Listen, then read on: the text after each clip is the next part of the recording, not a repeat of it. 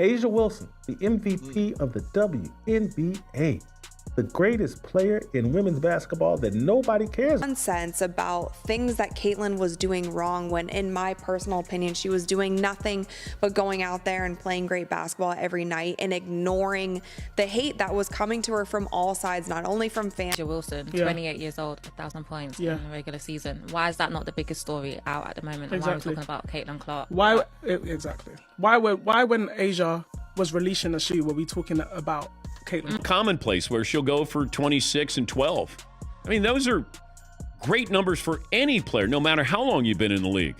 She's learned how to play the game, and she said, I had to learn how to play the WNBA. Asia Wilson, the MVP of the WNBA, the greatest player in women's basketball. That nobody cares about Asia Wilson is not happy after Caitlyn could seek the opportunity to move to Europe. Asia has already demanded to be the star at Nike, and now seeing how much Caitlyn could receive abroad is causing some conflict nonsense about things that Caitlyn was doing wrong, when in my personal opinion she was doing nothing but going out there and playing great basketball every night and ignoring the hate that was coming to her from all sides, not only from fans. If Caitlyn goes abroad, she will be the highest paid women's basketball star in the world. And Asia isn't happy, she believes, because she was MVP. She deserves to be talked about the most and getting the biggest opportunities. But it's not happening. Asia Wilson, 28 years old, 1,000 points in the regular season. Why is that not the biggest story out at the moment? Talking about Caitlyn Clark, why exactly? Why would Asia? Was to show you what we talking about. Caitlyn has increased sponsorship deals, increased pay,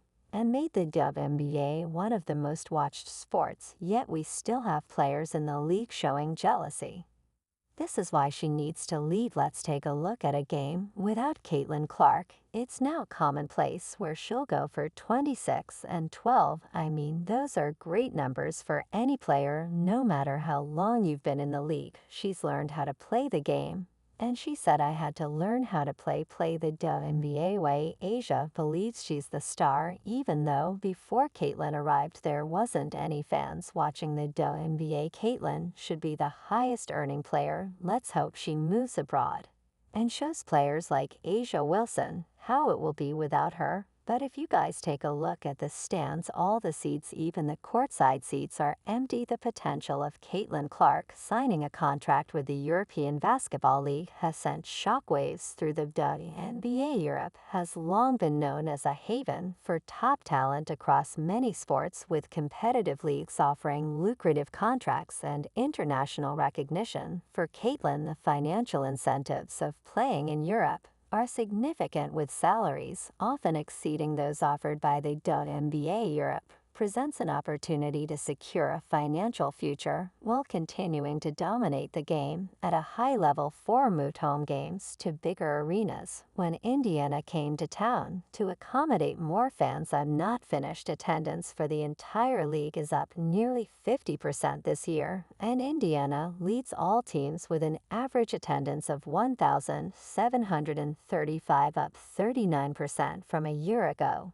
Asia Wilson has made her feelings about Caitlyn Clark's Europe contract clear, and at the heart of her frustration is the issue of money. For Asia, who has been a dominant force in the WNBA for years, the idea that Caitlyn could earn more abroad stings. It's not just about financial security, it's about the recognition that comes with being the highest paid player. So there's a mindset that Asia has to adopt to justify getting treatment she knows she doesn't deserve. Earning more means being valued more, and for Asia, this shift in earning potential threatens her status as one of the league's top players in the world of professional sports. Salary often equates to respect. The highest paid players are often seen as the most valuable, both on and off the court. Asia, who has worked tirelessly to build her brand and solidify her position in the WNBA, now faces the uncomfortable reality that Caitlyn's rising star might eclipse her own. For someone who has been the face of the league for years, this is a difficult pill to swallow. This has went from being one of the most loved teams, the WNBA, to being riddled with so much drama this season. A'ja Wilson was under fire last week for the privilege comment that she made to Kelsey Plum.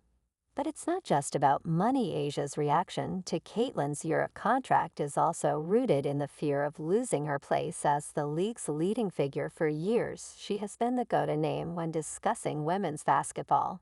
But Caitlyn's rapid ascent has changed the thought that Caitlyn could not only out-earn her, but also take the spotlight overseas is a blow to Asia's sense of security and prominence in the sport. Being the face of the WNBA is about more than just being a great player. It's about being the athlete who captures the public's imagination, the one who drives viewership, and the one who represents the league on the global stage. A'ja Wilson has held this position for some time, but Caitlin Clark's rise has sparked a fierce competition between the two stars. Don't agree with it. I thought she would be unanimous. I mean, it's not even close, because I said the most important person in the league is Caitlin Clark and should be a top 5, if not should have been a top 3 MVP candidate. For A'ja, it's not just about being the best player, it's about remaining relevant in a rapidly changing landscape, where Caitlyn's name is becoming synonymous with the future of women's basketball. One of the most visible differences between A'ja Wilson and Caitlin Clark is how fans read them. Caitlin has quickly amassed a loyal following, with fans eagerly supporting her both on and off the court. Her social media presence is strong, and her games attract impressive viewership numbers. This has created a noticeable divide between the two players. A'ja, despite her years of success, has not been able to capture the same level of fan loyalty that Caitlyn seems to command effortlessly. She won't acknowledge her privilege. Caitlin Clark is the problem, when actually Caitlin Clark is the solution. She's the inspiration. Why has Caitlyn been able to draw in fans so quickly while AA struggles to maintain the same level of admiration? Part of it is the excitement of new talent. Fans are always drawn to the next big thing, and Caitlyn's entry into the WNBA has provided a fresh narrative for the league. Fans see her as the future of the sport, while A'ja, despite her consistent dominance, is seen as part of the league's past. You're supposed to be the MVP, and you only got one win out of that series. That's why I think I wonder if they had a 5-game series in the first round, there might be a possibility may not win that series. For A'ja, this lack of fan recognition is a point of frustration. She has worked hard to build her legacy,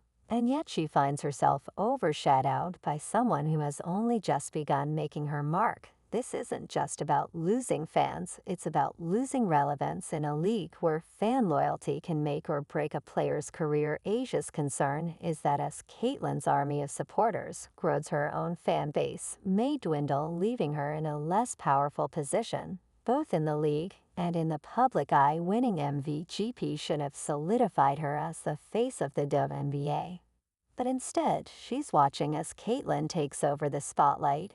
A'ja Wilson has a signature shoe and logo with Nike. No one's going to buy her shoe, no one cares. But Nike's bending over backwards trying to please A'ja Wilson. One of the most puzzling aspects of Caitlin Clark's rise is the league's apparent reluctance to fully embrace her, despite all that Caitlin has done for the WNBA. Both in terms of viewership and advocacy, she has faced resistance from within the league.